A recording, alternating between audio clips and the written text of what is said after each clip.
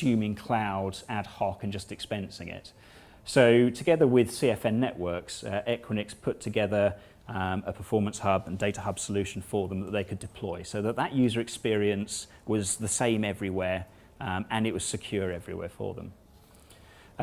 Another one would be around the biopharmaceutical space. Whilst we don't mention the company, it's one that went through a massive expansion and acquisition path. So along with that, there are a lot of pains that they went through, application proximity, a lot of legacy applications on many different tierings solutions, and they had a massive vendor lock-in with networks everywhere. And I guess this is probably one of Equinix's unique selling points to the industry itself, is that we're carrier neutral. They're everything neutral in our data center, but we don't do the wholesale thing. If you want cheapest chips, just space, then go talk to Digital Realty and DuPont and everyone else, because the value that we have is about, when you come into us, there's 170 networks you can choose from. You could do a reverse auction against those every quarter if you fancied it. No vendor lock-in, no massive infrastructure cost to support all of that as well. Because at the end of the day, when you're in, it's just a cable. Just to sort of take you down slightly differently, that's all great news. Please do. Really good news. But in the real world, some of us have 6-year contracts, 5-year contracts, we have commercials that don't allow us to have that level of flexibility. What are the tough things that you face into when you speak to clients? Mm-hmm. They wrestle with to try to move from a legacy type of infrastructure to the sorts of infrastructure that you're describing? That's a great question, simply because a lot of people go through it and they don't realise how much pain they have today.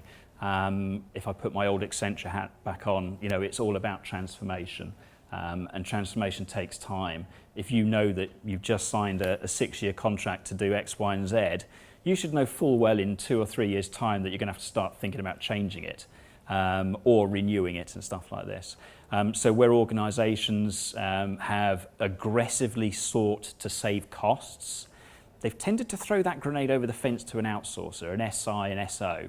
And of course they will run with that pain and that annuity in that contract at a very bare bones cost. You'll be lucky to get the service you deserve, and certainly expectations tend to be a lot higher from the customer side. But then in comes the magic word, change management. Well, that wasn't part of the scope. Let's change this and charge you for this. And it gets very tense between the relationships between the customer and the strategic outsourcer, for example.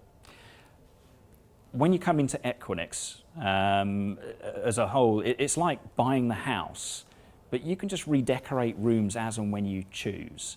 Your biggest problem tends not to be getting out, because there are various organisations, and we do it ourselves, admittedly, but they take you on that journey from, here's my mess today, here's my ideal, tell me what's realistic. And if we go back to the Numa maturity model, you go from basic, standard, advanced to dynamic, they usually give an assessment and say, you know what, I'm a level 1. I understand I'm basic, I don't have the people, process and tools in place. I'd love to be level 4, but let's go for entry level 3. That's what we're going to target when we move. And all of a sudden you have a change program, a transformation program, and an adoption sponsorship program to effect that change, and make it become a meaningful thing for the business. It's not just moving to take costs out, it's to, I guess, keep costs level, but give a much better service going forward. More for the same. More for the same, yeah. I think anyone that says, we'll take X out of your business in cost, is probably not being as truthful as they ought to be. Because if you spend the same today, next year, you'll be doing very well, because your business will be growing, your requirements will be growing, Moore's Law, everything doubling down in every 2 years. I think you'll be doing very well. Okay, thanks, Dan. Welcome. Any questions at the moment? I have one actually, going back to the slide that you had, where you had delivery, you had that cost, sort of had that The tipping point. Sorry, I'm going to go really No, absolutely fine. Because I find slide that one, yeah. How many businesses do you think that when you go in and you show that slide, recognise and can put a value on that lost business opportunity, that red triangle? Very few. There are mature organisations that understand their operating costs inside and out, and they've got very well aligned OLAs internally and SLAs with vendors.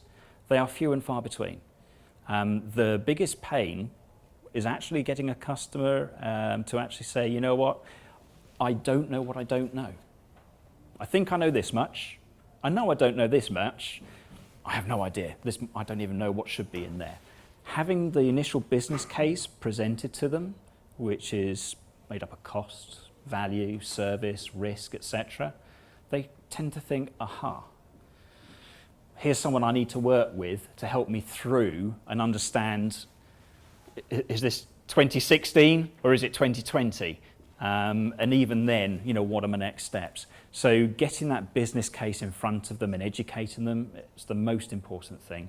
But to answer your question again, not many. Do you enter conversations with CIOs in terms of your business strategy? And I can think of an example from my last role where there was a massive increase in video. Mm-hmm. And the need to transmit video and store video, etc. And that came at us a bit of a surprise. Do you get into conversations with your clients about that curve where the workload sort of starts to exceed capacity in terms of where your business is putting a demand and therefore I can work with you?